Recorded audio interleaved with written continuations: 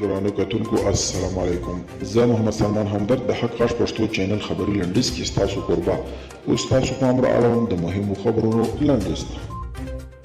اشرف غني وایي افغانستان کې دننه چیرې چې طالبان وغواړي پر سوله ورسره غږیږي. افغانستان ولسمشر غني وایي دولت یې چمتو دی چې د افغانستان د خاورې دننه چې چیرې طالبان وغواړي ورسره د سولې خبرې وکړي.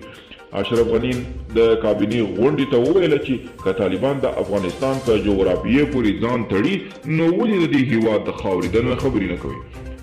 افغانستان کې د مذاکراتو په تړاو د طالبانو غبرګون بیا وایي ډاکټر نعیم وردګ ویلي طالبان په بهر کې د مذاکراتو په ټینګار کېدو ټینګار نه کوي، خو په داسې وخت کې چې د کابل مذاکراتي ټیم بیرته په دوحه کې د کابل پړاو له پیل سره هوکړه کړې د دا څرګندونو راپورته کول د سولې نه ناوړه استفاده ده. د امریکا خاص استازي خلیلزاد د پاکستان پر راولپنډۍ ښار کې د پاکستان د پوځ له مشر جنرال قمر جاوید باجوه سره کتلي او د افغان سولې کې د پاکستان د مثبت رول لوبولو هرکلی کړی. امریکا سودان د ترهګرو د ملاتړ هیوادونو لیست نه وایي. امریکا سودان وروسته له هغه د ترهګرو ملاتړ کوونکو د هیوادونو له لیسته وایست چې د سودان مشرانو له اسرائیلو سره د اړیکو عادي کولو موافقه وکړه.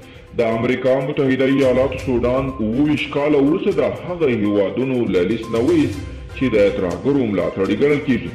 ولسمشر ډونالډ ټرمپ یوه نیمه میاشت مخکې کانګرس ته په دې تړاو د خپلې پریکړې احوال ورکړی.